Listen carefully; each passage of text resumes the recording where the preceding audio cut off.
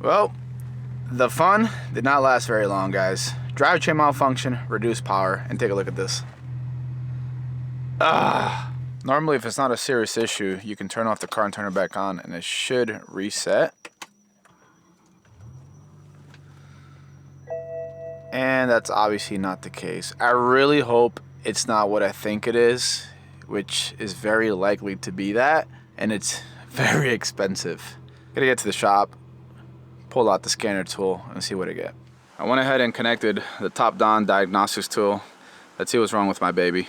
I know a lot of you guys always ask me which computer am I using to diagnose our BMWs. It's top-down, been using them for 6 months now and really happy with them. I'll link this device in the video's description if you guys are interested. I have a feeling, yeah, it's exactly what I thought it was. I was hoping it was not it. Throttle actuator, bang 2.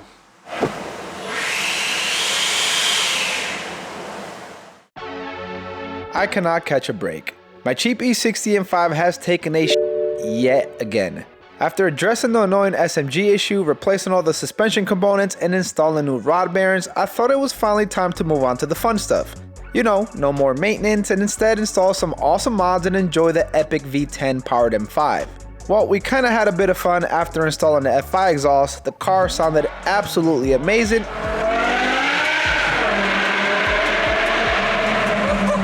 And surprisingly lasted an entire day without the car breaking down. A straight up record.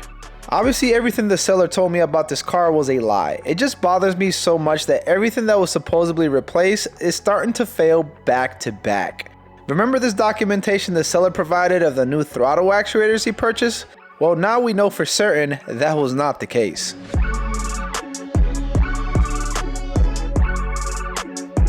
It has come to this, guys. More money making its way out of my pocket into the E60 M5. And it's not small chump change, throttle actuators. These are from a company called VDO, the OEM manufacturer for these parts. They did come in a Continental box, so I'm guessing Continental maybe purchased VDO out, I'm not entirely sure. I only really have to replace one throttle actuator, but since the history of this car is very unknown, might as well just do both since it's a pain in the ass to replace these and just do the job once, do it the right way. Going down the E60 M5 reliability checklist over here. Already addressed the SMG issues, the rod bearings, now the throttle actuators. What's next? The Vanos oil pump, the clutch. If you own a high mileage E60 M5, you haven't replaced these yet, chances are you're gonna probably have to do that. Avoid yourself freaking stress that I had of continuous limp mode while you're driving on the road randomly. If you guys are interested in these parts, we do sell them. I'll leave links down in the video's description. All right, time to get started. Gotta take the cowl system off, intakes, all the individual lines around the plenum. The plenum itself obviously has to come off because the throttle bodies are underneath. There's like a wire harness that needs to be like released and loosened, tucked to the side, and a bunch of other small stuff. So yeah, let's get to it.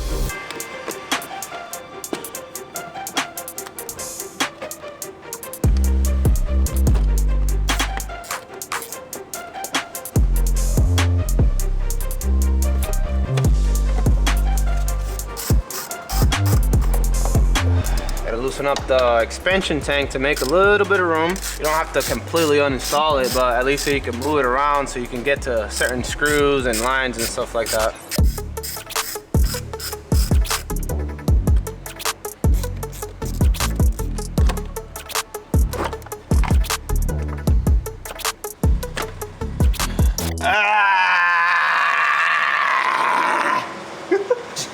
Got like a million more to go. That was just one. A job like this is not necessarily hard, just takes a bit of patience because of the tight clearances around the throttle body clamps. Using a tool like this one makes all the difference and should speed up the process quite a bit. Also, having a good flashlight is essential as you can barely see where the clamps are. We're able to connect a little 6mm socket. This tool makes this job so much easier, guys. Just turn it counterclockwise a few times. You don't have to loosen them all the way, just a little bit is enough. There you go. Look at that. That's a win. Got it. There's a boot that goes to each throttle body. So there's gonna be 5 on this side and 5 on the other side. Same 6mm. In order to loosen the plenum, we're gonna have to loosen that one, the rest of the ones on this side, and then the 5 on the opposite side.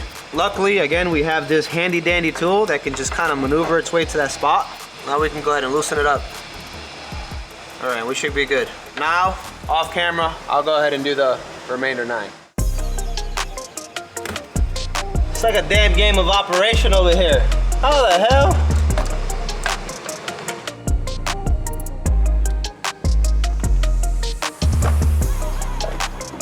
Did I do it? Ah! Yes!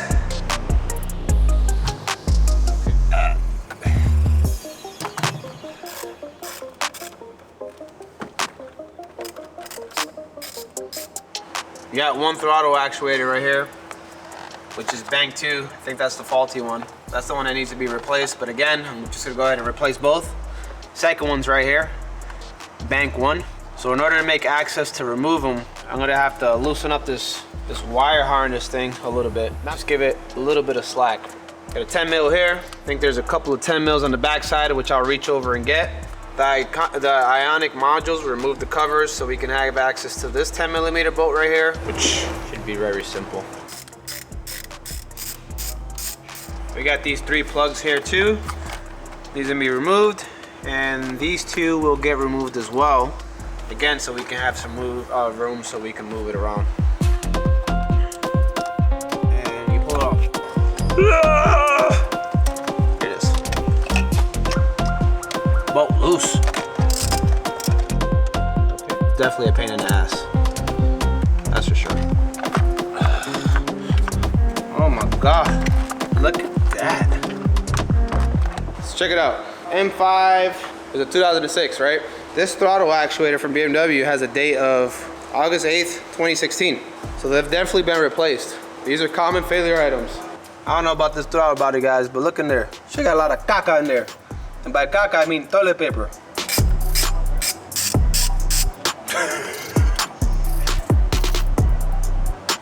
Caca. Charmin. Yeah, it's literally tissue paper or toilet paper. What the f is this? All right, let's see how we gonna get this one out of the way. There's not a lot of room, and it might have to just come this way as well. Oh, this one is definitely a lot more clapped. Oh! Bro, this is the original one. It says December 9th, 2006. Fellas, this is the original one. So they replaced one and left the other one? Yeah, I guess the other one went out. They replaced it and they left the original one. And then as you guys can see, this one was definitely replaced. It doesn't say BMW, it says Continental.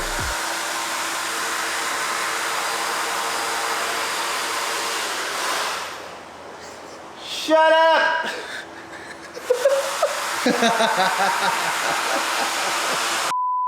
And the one that we pulled off the passenger side is not... I'm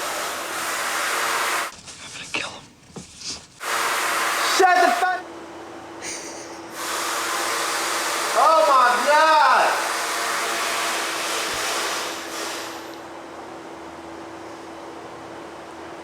Let's go walk over there real quick. Hey! Shut the f up! Hey, I'm actually doing work here. Yeah, this is not actually doing work. That's fucking work, bro. Bunch of caca. Alright, that's it. Thank you. Put it on. And this is the one we pulled off from the passenger side.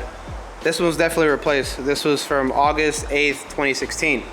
So technically, I don't really have to replace this one. I'm gonna do it anyways, but I'm definitely gonna hold on to this one because I don't think this one will go bad anytime soon. So I'm gonna stuff it on the shelf somewhere. But the fact that this piece of shit lasted so many years, look at me. I mean, everything's just melting and falling apart here. Dent, scar marks. Even though the failed throttle actuator was from 2006, I don't think it was original to this car because of the written numbers on the unit. It most likely came from a junkyard purchased by the car's owner once the original one gave out. The reason these throttle actuators tend to fail over time is due to the internals. The gears are made out of plastic and over time tend to wear, which leads to some play between the gear teeth. Once the car detects that play, even if it's a small one, it throws a fault. All the debris you see inside is also due to wear and tear, which is also not good. The gears can be replaced with better ones if you want to go the budget route, but sometimes the issue is actually the electronics. Like this board right here, which complicates things even further. Alright, so we're just gonna follow the same process how we took them out.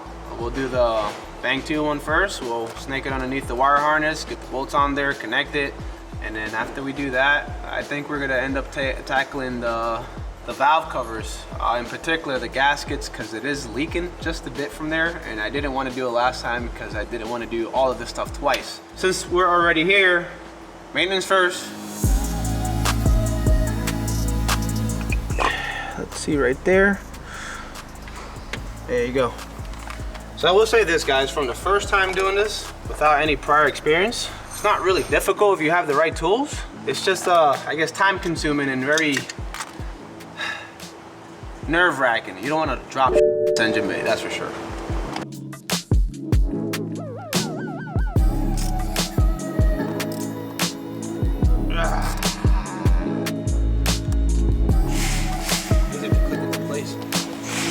There you go. It was a good click. Remember when we said earlier it was a good click? Yeah. That was definitely a bad click. It cracked. Yeah, I was like, I didn't hear a click. So it wasn't a good click. No. Ooh, that's satisfying. Sound like it won't break.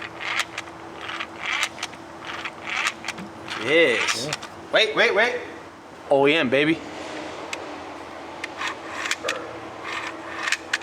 Oh, it sounds delayed. Oh, that sounds delayed. Is that why your car goes?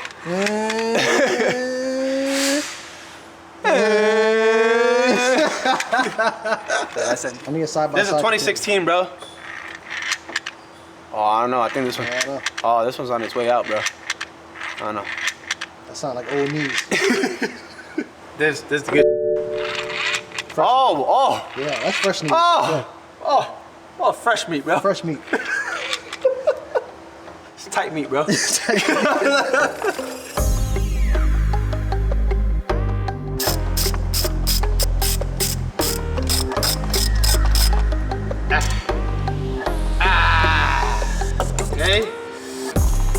Oh, that was a good clip. That was a good click.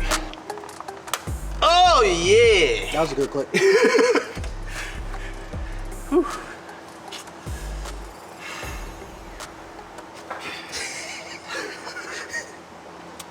I don't feel like doing the valve covers. We get Ali to do that. Yes. The master is here. That's kinky. Yeah. Master says disconnect battery before you fry yourself. Disconnect battery. Check. Remove this, and then cam sensors, they're clapped because, you know, I don't know what's going on there. Yellow's not the original color, is it? I don't think so. I think it's white. All you have to do is pull the coils out and then all the bolts, and it comes right off. Easy peasy. Just don't get in this module because it's expensive. Ionic module.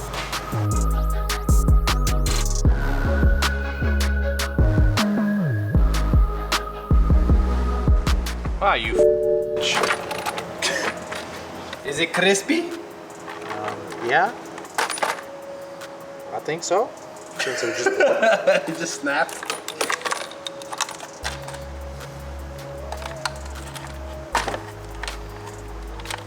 Yeah, I think it was leaking. Yeah. At least there's no paper tissue in there. The valve cover gaskets are done, courtesy of Ali. He did it while I wasn't even at the shop, so nice of him to do. I didn't get to capture a lot of it on video. We're gonna leave the engine bay just like this because on the next video, we're gonna do an extensive, crazy, mind-blowing, great sounding upgrade, which I'll tease here in a second. But before I do, please make sure to hit the like button, helps out the channel, and subscribe so you guys do not miss out on that next video because it's gonna be absolutely epic.